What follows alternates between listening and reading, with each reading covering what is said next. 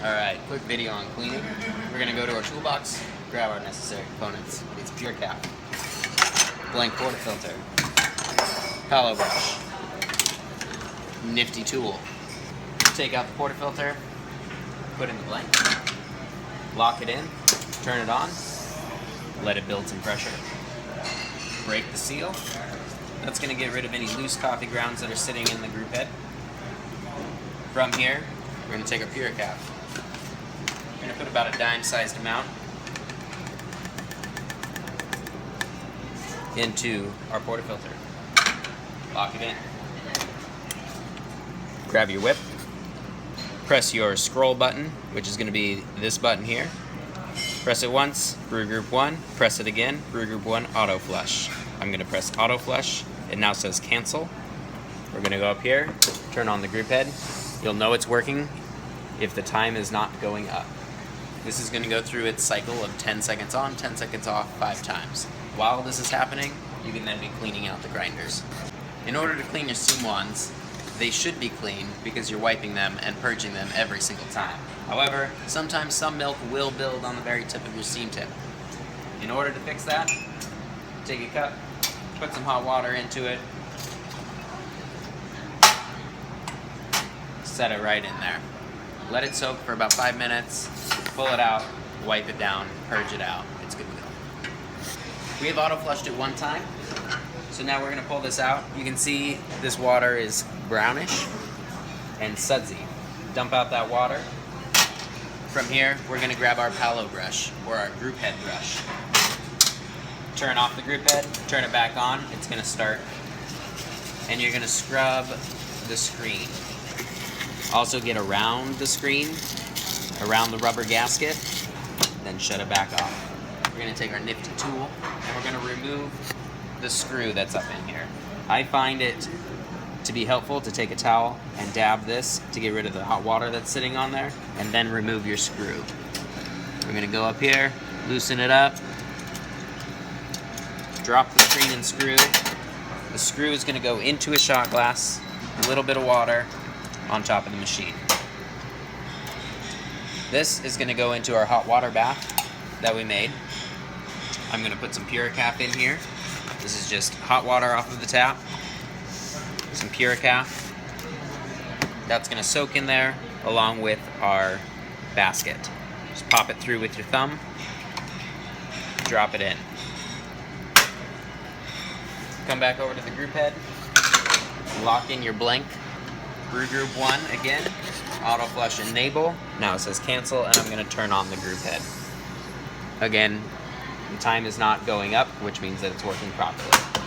While your espresso machine is going through its cleaning cycle, you can move over to your grinder and start cleaning that out. The way that we're going to do that is we're going to close our hopper gate, which is right down here, and by moving it to the left, we are closing that gate.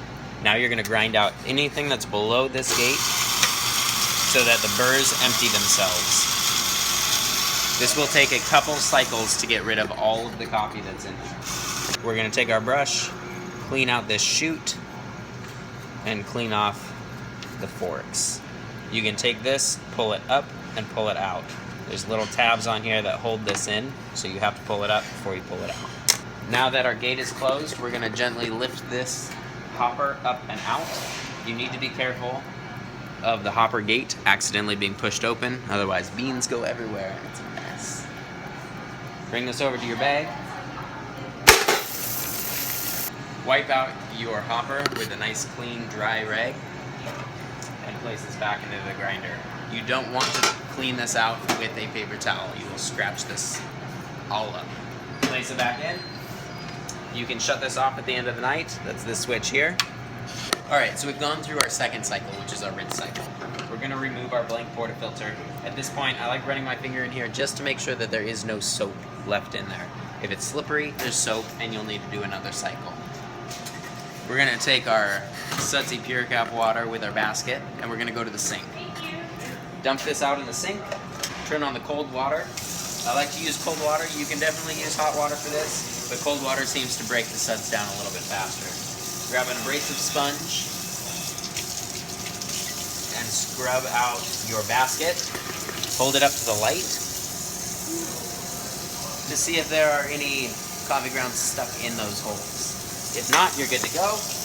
Grab your screen, do the exact same thing. You're going to scrub that out. This should be nice and silver at the end of the day. No coffee residue left on it. To see if there's any coffee grounds in there. Take your screw, dump it out on the tray. Again, the screw isn't going to go down any of the holes as long as this tray is in place. Place the screw through the screen first. It's a lot easier to find this hole. I don't even have to go down there to look for it. Place it in there. Finger tight. Then take your nifty, weird-looking tool and tighten it another quarter to half turn. It does not need to be tight, just tight enough so that this screen does not move. From there, we're going to put our basket back into our portafilter. Lay it right there on the tray. From this point, we're looking pretty clean, but we're not 100% clean. We're gonna pull up our tray, set that down, grab a towel, and you're gonna wipe down the inside of this tray. Wipe the bottom, wipe the top, throw this back in there. We're almost there. Now we're gonna grab one of our microfiber towels, and we're gonna polish the rest of the machine. The place that everybody misses is right around this button, because you're pressing it all day, and right underneath the group heads. Underneath the group heads, there is always coffee stains left under there. Don't forget to hit the sides of your machine as well. Oftentimes you'll have a milk spill down right next to a steam wand.